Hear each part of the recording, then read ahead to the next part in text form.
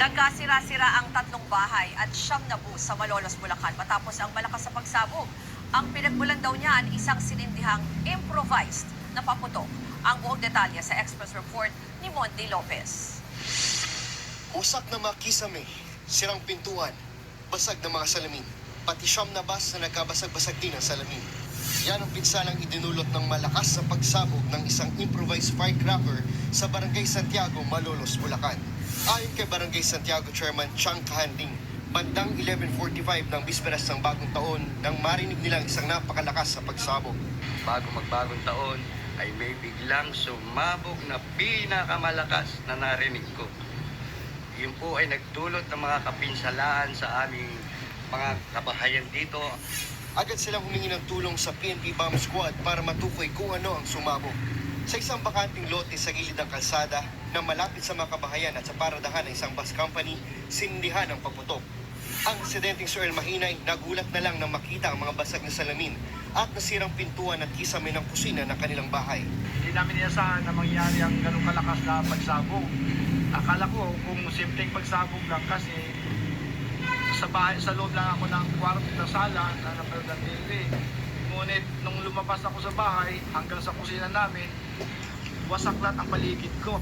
Bukod sa kanya ay may mga kapitbahay din siyang napinsala sa nasabing pagsabog. Hiling nila na may managot sa insidenteng ito. Samantala patuloy pa ang investigasyon ng pulisya sa insidente. Lumalabas sa inisyal na investigasyon na isang improvised firecracker na may 5 kilong pulbura ang pinasabog sa lugar. May person of interest na raw ang pulisya sa insidente batay sa kuha ng CCTV. Hawak na ng pulisya ang kopya ng nasabing video. Nagbabalita mula sa Frontline, Monty Lopez, News 5. Sa pool sa video ang malabombang pagsabog ng mga paputok sa Malolos, Bulacan. Sa lakas niya nawasak ang 9 na bus at 3 bahay.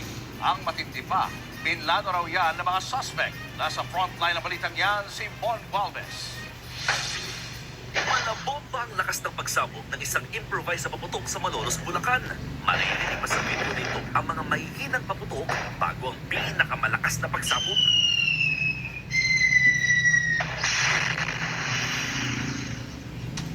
Sa mga kuwang ito, makikita ang 5 lalaki sa lugar. 2 sa kanila ang naglalakad habang may dalang itim na plastic bag. Diyan umano nakalagay ang improvised firecracker. Ilang saglit lang, isang malakas na pagsabog ang yumanik sa kalsada dahilan para mabasag ang salamin ng 9 na bus at 3 bahay sa kasagsagan ng pagsalubong sa bagong taon. Ayon sa Malolos Police, 4 sa 5 sospek ang naaresto na.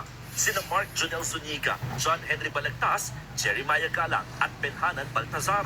Patuloy namang tinutugis ang isa pa nilang kasama na si Mac Jepoy Almario. Dahil sa malinaw na kuha ng CCTV, mabilis na natukoy at naaresto ng pulisya ang mga salarin. Nag-review na kami ng CCTV hanggang matunto namin yung mga responsible doon sa pangyayari. Aminado naman sila sa ginawa at kitang-kita naman sa CCTV na talagang plinano nila yung ginawa nilang pagpasabog. Handa namang magsampa ng reklamo ang mga naapektuhang residente at ang bus company. Inaayos na namin yung mga dokumento na kailangan namin para masampahan natin ng kaso yung mga gumawa nung paputok dito sa actually sa labas siya ng parking area namin pero talagang malaki yung pansala kasi na nadulot and total of 9 buses yung na-damage dahil dun sa ginawa ng mga nagpaputok dito sa kabila. We will be filing a criminal case against them. Ayon sa Baliwag Transit, aabot sa halos 1 milyong piso ang kabuuang halaga ng pinsala. Sa ngayon, nasa kustudiya na ng Malolos City Police Station ang mga sospek. Maharap sila sa mga kasong paglabag sa Republic Act 7183, maraming scandals at malicious mischief. Nagbabalita mula sa Frontline, Mon Gualvez, News 5.